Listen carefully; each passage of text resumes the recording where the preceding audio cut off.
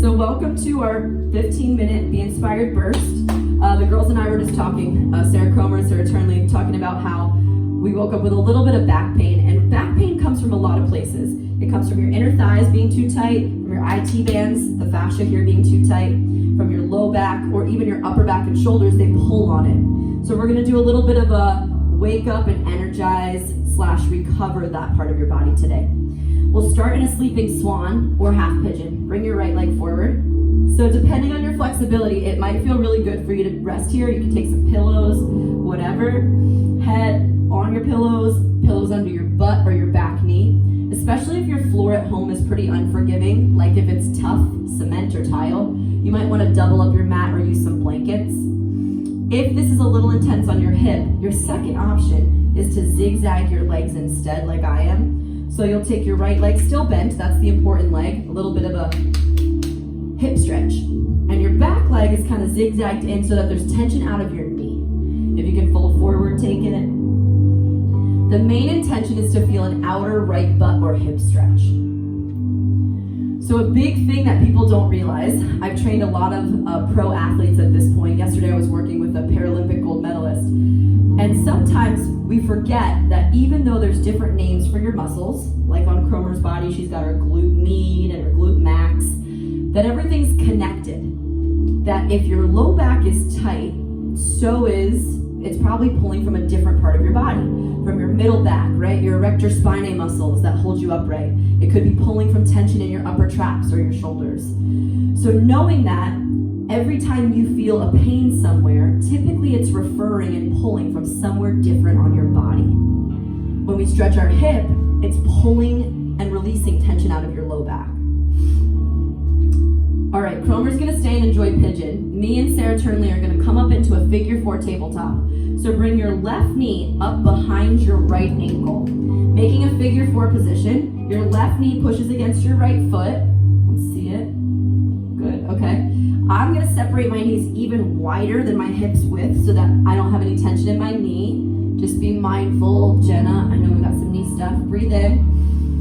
Stay or extend your body forward into like a puppy pose stretch. We'll be here for about 30 seconds. Whenever we do these revitalizing, stretches, they're meant for you to feel a little bit of a soft wall challenge. So, ooh, I feel that tension, but my breath is the medicine that lets the tension go. And if you feel any striking or shooting pain, that's your opportunity to back out a little bit and go back to where it's more of a dull ache. That's what we're looking for, is to meet the resistance, send your breath there, but recognize that that dull ache is the muscle and the fascia just cooling and calming and releasing any pressure. Anything more painful than that, we'll just pull out and go to the place where it's not striking or shooting. Breathe in, breathe out. All right, team, come up to your palms. We'll take a downward dog. Now, Cromer's gonna take a traditional downward dog. Me and Sarah Turnley are gonna take it back to a figure 4 down dog. So my right ankle still stays leveraged above my left knee. It's that same figure 4 formation we've had. It's just very intense on your knee, so be mindful. In 3 breaths, we'll all meet in downward dog. Spread out all of your fingers against the ground to feel your shoulders wake up. Energize life by breathing deeper into the base of your spine. Can your breath actually lift and expand your belly up and away from your spinal column? And then both feet down if you're not there already for traditional down dog. Inhale high on your tippy toes. Roll your feet over to the right. Your heels go right and your toes face left. Toes left, heels right. And in this position, I like to walk my hands a little closer to my feet, just a little bit. Bend your knees, feel some tension release out of your calves. Now the same rules apply. Let's say you have knee sensitivity or ankle pain. Most of the time that refers from your calves or your shin splint muscles, or your feet or your IT bands, the outer legs or your quads or hamstrings. Because it's all connected, in this little stretch we're doing, do you feel something more? Like if I feel a pull on the outer right side of my knee, I'm gonna stay there and stretch longer and deeper.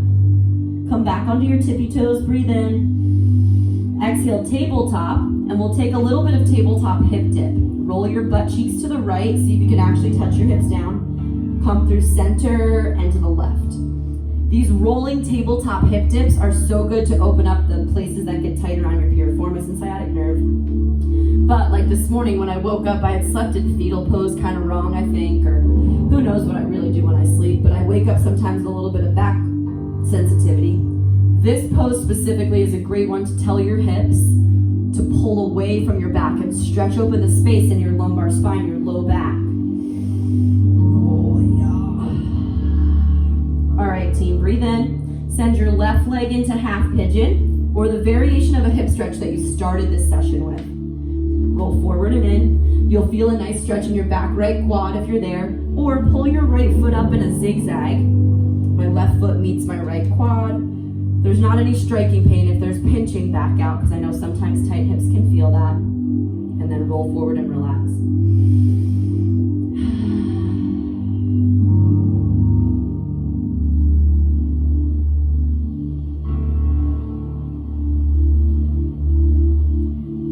We oftentimes underestimate what we can do in 5 years, but overestimate what we can do in a year. That our goals are a little far-fetched sometimes for a short-term memory or a short-term goal. But when you can access that kind of seed planting ability in yourself to trust that in 5 years you might surprise yourself at what you can do, all of a sudden the little things you do become more important. So right now, the seed that you're planting for your, let's say, 5-year goal or 10-year goal, let's go bigger, is that, let's say if you were to fall or take a trip or roll your ankle or misstep, what you're doing is planting a seed to protect your hip. That the difference between athletic people or movement-based people and not is not that athletes don't fall or trip or stub their toes or whatever. It's that when they do, their pliability, their ability to come back and bounce back is much better. So that if you, because you're a movement or a movement-based person or athlete, if you were to do that, you might not be out of commission for 6 weeks. But someone who doesn't move their body on a daily basis, whose fascia is cramped up and balled up and squeezed in, they would have more probably an injury that would put them out of commission. If you took that figure 4 tabletop puppy pose, do that here. And sometimes that's really hard to see. I'm not just talking athletic-wise, like I'm not planning for when I'm 45 and I fall right now, but it's the same thing as brushing our teeth. If you've ever had a kid that you had to convince them every morning to brush their teeth, I'm sure you understand how hard that is. That we don't see the cavities being removed, but what you do see over time is that you don't lose your teeth in 10 or 15 years. What we're doing physically is brushing your teeth, your physical teeth, your fascia, your bones, your ligaments, your tendons. You have to trust the process that you're preventative medicine for your physical structure. All right, figure 4 down dog or down dog. We got 5 deep breaths. Your left knee's bent. I even micro bend my right knee onto the tippy toes of my right foot so that I can get a little shelf for my leg.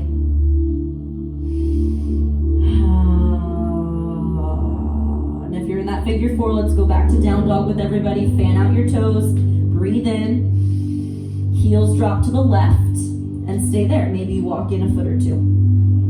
Bend your knees a bit.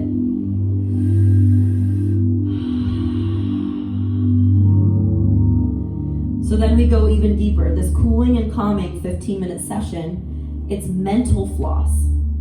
So that even today, when the world asks you for you to be notified and emailed and asked to complete certain things for other people that you may not want to, this is mental floss for you to find less reactivity and more grounding.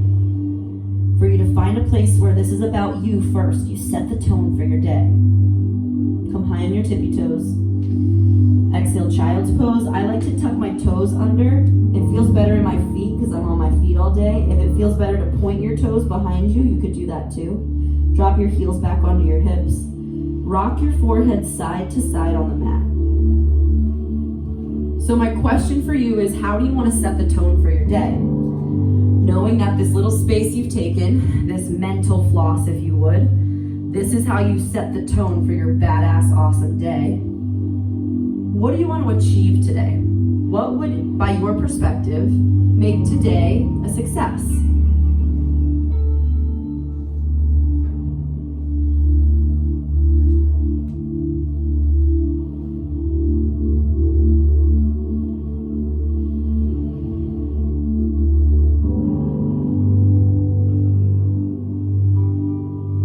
Knowing that it's completely within your realm of possibility to be proud of yourself today, keeping that growth point in your mind's eye. Remember, okay, maybe today if I make 3 people smile, maybe today if I accomplish this 1 paper or reply to 4 people, that's my success standard. Make sure that when you do accomplish that thing, that you have time to celebrate you. All right, downward dog, lift your right leg high.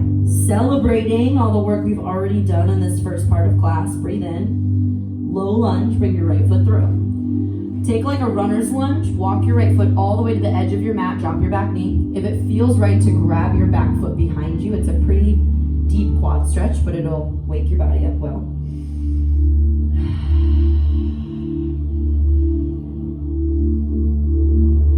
Where can you create more space in the places of resistance? And again, maybe we don't even know where resistance is or when it's coming, but because you're doing this work to create the space, you have the space to receive it with grace instead of reacting and being too busy to understand it. Wiggle your right foot into center, stack your right knee over your ankle for stability, and come up to a modified crescent lunge. 2 options for the twist. Me and Chroma are gonna take an open arm twist. Turnley's gonna go a little deeper with her hands to her heart. Prayer twist. Keep your right knee stacked directly over your ankle and then leverage this deep twist. Look over your right elbow. Opening your wingspan just enables you to push harder against your outer leg no matter what rotational flexibility you have today. Inhale. Exhale. Awesome. Step into a forward fold at the top of your mat. Feet are about hips width distance and just kind of hang. Rock side to side. Create space in between each vertebra and the spine. Inhale. Exhale, step back to downward dog. We'll do it one more time on the other side. Lift your left leg to the sky. Same little dance to open. I like to push my right heel closer to the earth. Breathe in, feeling more space in your Achilles. Runner's lunge, drag your left foot down to the outer edge of your left hand. So this is a wide lunge. Drop your right hip and pelvis forward. Lean back and grab if you can. Aim for your right hip pointer to drop lower towards the ground to restore your right hip flexor, so as all of that good hip work. Staying cooling and calming in the nature of the stretch. Twist and exhale if it's accessible, wherever you felt like you're in equal equanimity between your sides. Then wiggle your left foot to center, right over your knee. Why we do this knee over ankle is that when you stack your joints, your bones have stability for your muscles. Breathe in, twist to the left. My right outer forearm pushes against my left outer leg. Look up as much as you can so that we can get that cervical awakening, or elbow to elbow, palms in prayer. Your decision where it feels like the most resistance is being broken through. I want you to always look for the resistance point, meet it, because what's on the other side of that resistance is freedom.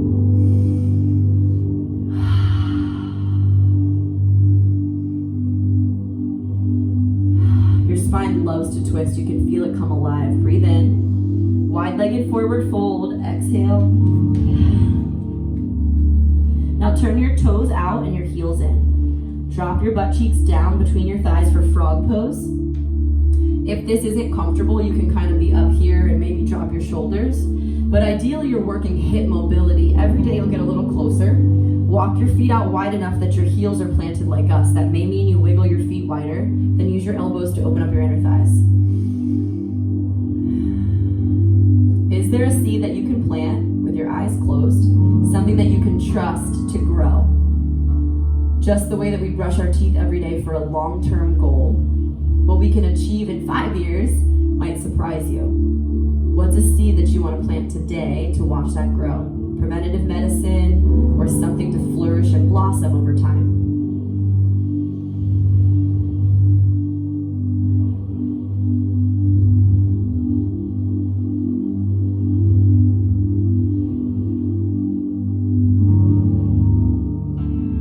All right, team, repeat after me. Hey today. Hey today. I'm ready. I'm ready. To plant good seeds. Plant good seeds. To trust the long run. To trust the long run. Even if the short run the short run is confusing. is confusing. I trust my path. I trust my path. I trust my body. I trust my body. I trust the work I've put in. I trust the work I put in. Namaste. Namaste.